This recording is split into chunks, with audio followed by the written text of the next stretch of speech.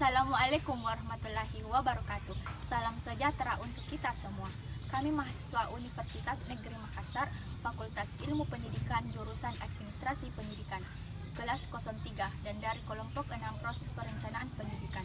Nah, untuk kali ini, izinkan saya untuk memperkenalkan diri beserta nama anggota kelompok saya.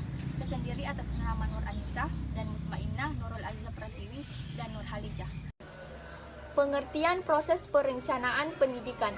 Proses perencanaan pendidikan menempati posisi strategis dalam keseluruhan proses pendidikan. Perencanaan pendidikan itu memberikan kejelasan arah dalam usaha proses penyelenggaraan pendidikan, sehingga manajemen lembaga pendidikan akan dapat dilaksanakan lebih efektif dan efisien. Artinya, perencanaan memberi arah bagi ketercapaian tujuan sebuah sistem. Tahap-tahap proses perencanaan pendidikan. 1. Menentukan dan merumuskan tujuan yang hendak dicapai. Langkah pertama yang dilakukan dalam perencanaan pendidikan yaitu menentukan tujuan yang hendak dicapai. Hal ini dimaksudkan untuk memberikan arah yang tepat dalam merumuskan perencanaan ke depannya dengan ditetapkannya tujuan ini. Yang kedua, mengumpulkan data. Ada 4 tahapan dalam sistem pengumpulan dan pengorganisasian data, yaitu bagian A, data dikumpulkan dan dimasukkan ke dalam sistem. Bagian B, data diisikan atau ditempatkan di tempat penyimpanan data. Bagian C, data diolah atau dikemas menurut aturan yang sudah ada. Bagian D, data ditampilkan dalam bentuk yang dapat digunakan. 3. Mengidentifikasi permasalahan fokus yang dibahas dalam hal ini adalah gambaran dan rumusan batasan perencanaan pendidikan. Langkah ini menjadi sangat penting dan strategis karena setiap kegiatan yang akan dirumuskan dalam proses perencanaan harus diarahkan dalam kerangka pemecah masalah. Yang keempat, mengkonsepsi atau mendesain rencana.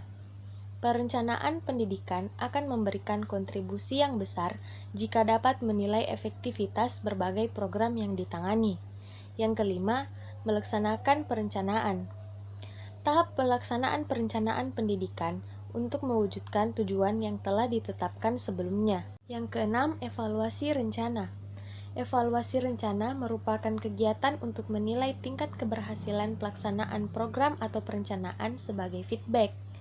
Dengan evaluasi ini dapat digunakan untuk mengetahui kemajuan atau perkembangan dalam proses perencanaan, apakah berhasil atau tidak, dan juga dapat diketahui penyimpangan-penyimpangan atau kesalahan dalam pelaksanaannya. Yang ketujuh, revisi rencana. Setelah memperoleh feedback dari tahap evaluasi, selanjutnya adalah menindaklanjuti apa yang menjadi feedback tersebut.